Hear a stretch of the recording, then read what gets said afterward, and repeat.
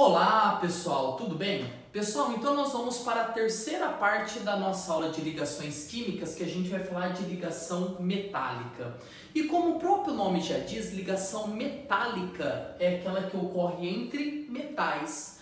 Na realidade, pessoal, quando a gente pensa a palavra ligação, a gente entende uma ligação muito forte entre dois átomos. Vocês vão perceber que a ligação metálica não ocorre uma ligação entre os metais, mas uma interação entre eles, tudo bem? Então a ligação metálica ela é predominantemente entre metais. Pode ser que algum não metal se ligue ali na junção entre os metais, mas a gente fala que ela é predominantemente formada entre metais. Tudo bem, gente? E como ocorre essa ligação metálica? Essa seria a parte mais importante da nossa aula. E eu vou dar um exemplo. Imagine que aqui eu tenho uma barra de ferro. Se é uma barra de ferro, é óbvio que ela é formada por átomos de ferro. Ó, tem ferro espalhado para tudo que é lado. Eu vou representar aqui alguns átomos só para vocês entenderem, tudo bem? Então aqui imagina um monte de átomo de ferro. E eu comentei com vocês que os metais têm uma característica muito interessante de doar elétron, ou seja, os metais não gostam de elétrons, eles querem doar elétron. Então vamos imaginar o seguinte, esse ferro não quer o elétron dele, ele doa para o elétron vizinho. Para o átomo vizinho, perdão. Como esse átomo também é ferro, ele não quer o elétron, então ele doa para o ferro vizinho. Que como é ferro, também não quer o elétron. E aí, como nenhum ferro quer os elétrons ficam circulando ao redor desse metal. E eles circulam tão rápido, tão rápido, tão rápido, que eles formam nuvens ou mar de elétrons livres. Então, as nuvens de elétrons livres nada mais é os elétrons girando ao redor do metal, pelo fato dos átomos que formam esse metal quererem doar esses elétrons. Então, esses elétrons ficam livres aqui, pessoal, elétrons livres, na qual eles são aproveitados para gerar o que a gente chama de corrente elétrica.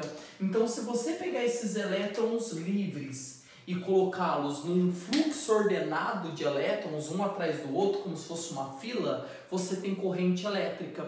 Por isso os metais são ótimos condutores elétricos e térmicos, né? Ótimos condutores, vamos pôr no plural aqui, desculpa pessoal. Então são ótimos condutores elétricos e térmicos, eles conduzem muito bem tanto eletricidade quanto temperatura, tudo bem pessoal? Outra característica importante dos metais, eles são sólidos à temperatura ambiente, exceto o metal chamado mercúrio, que é aquele metal que tem dentro do termômetro, tudo bem?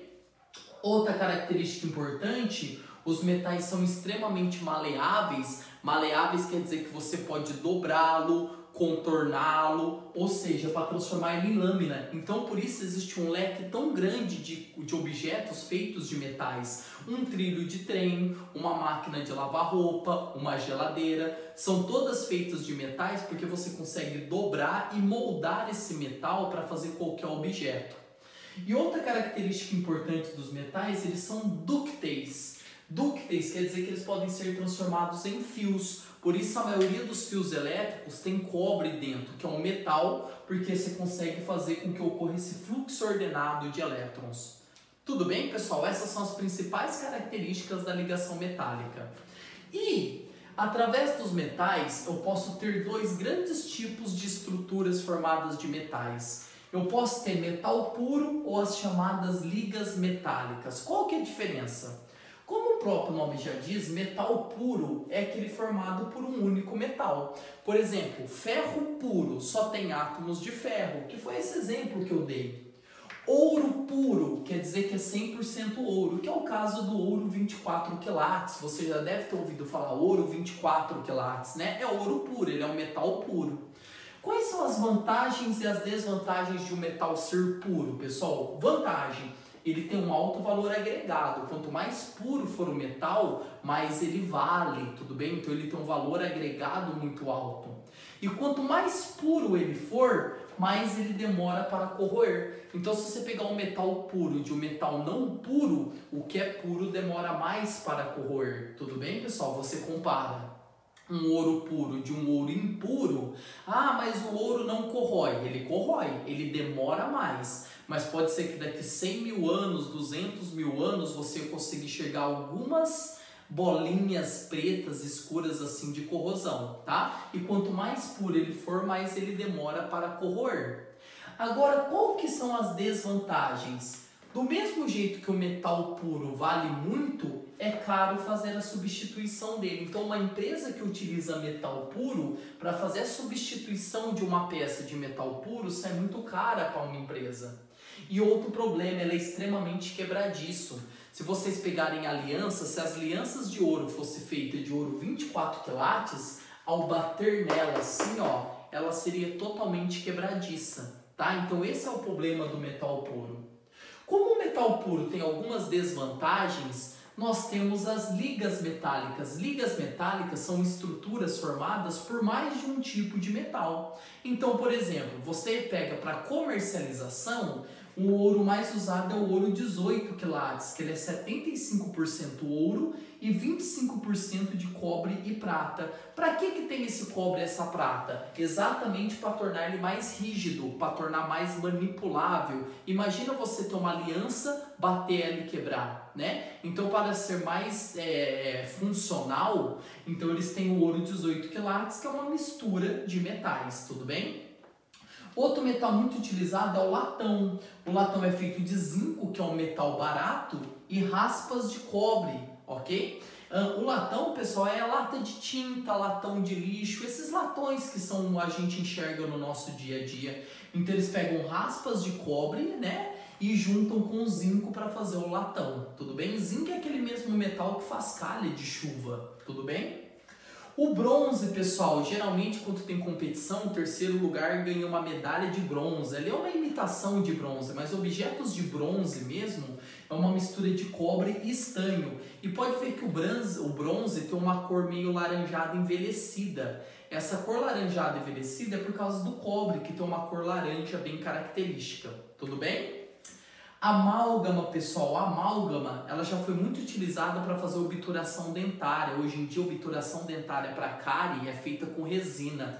Mas as amálgamas continuam sendo muito utilizadas na extração do ouro, né? Então eles pegam uma rocha que acredita ter ouro, pinga amálgama, que é uma mistura de cobre, prata e mercúrio, para que essa amálgama junte ao ouro da rocha para que eles possam extrair o ouro dessa rocha, tudo bem? Então a amálgama é uma mistura de cobre, prata e mercúrio. E a gente não pode esquecer uma das principais ligas metálicas, pessoal, que é o aço inox. Você já deve ter ouvido falar de uma panela ou algum objeto de aço inox. O que é o aço inox? É uma mistura do que tem de melhor em termos de metal. Então, por exemplo, o aço inox, pessoal, ele é basicamente formado de ferro, carbono, que apesar de não ser um metal, ele faz parte dessa estrutura metálica, predominantemente metálica, níquel e cromo. Qual que é a função de cada metal? O ferro vai dar rigidez a esse objeto. Então imagina uma panela feita de aço inox. Por ter ferro, ela vai ser extremamente rígida, ela aguenta pancada, tanto que trilho de trem é feito de ferro. Carbono, a função do carbono é fazer a distribuição homogênea da temperatura. Então, quando você coloca fogo numa panela de aço inox, ela distribui homogeneamente a temperatura por causa do carbono. O cromo, para dar brilho nela, e ao dar brilho, ele evita a corrosão, então por isso chama aço inox. Inox é de inoxidável, não corrói. Não corrói porque o cromo forma uma película ao redor desse aço inox por um processo chamado passivação. Passivação nada mais é um processo químico ao qual o cromo ele forma um escudo ao redor da panela, impedindo que ela corroa, como se fosse uma película de proteção metálica.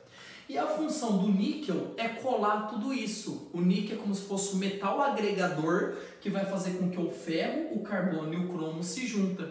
Então, por isso uma panela de aço inox ela é tão cara, porque é uma panela resistente, que distribui muito bem o calor, que não corrói e tem brilho. Então o aço inox, pessoal, ele é uma liga metálica muito utilizada exatamente por ter essas características. E eu só adquiro essas características fazendo a junção de vários tipos de metais, que é o caso das ligas metálicas.